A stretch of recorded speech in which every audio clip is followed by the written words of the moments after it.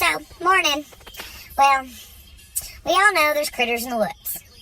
Nothing unexpected there. Well, that just happens to be where I live. And every morning, I leave when it's dark. So I get my flashlight, have the porch lights on, use my flashlight to see if I see any eyeballs glowing at me in the yard.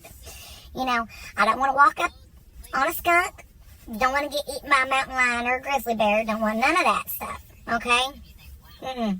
So I walk out. My car's parked up close.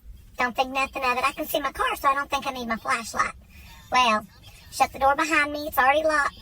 As soon as I step out on the front porch and shut that door, I hear this god-awful noise of caw-caw, really loud. Okay, really loud. Like really close or something. Okay.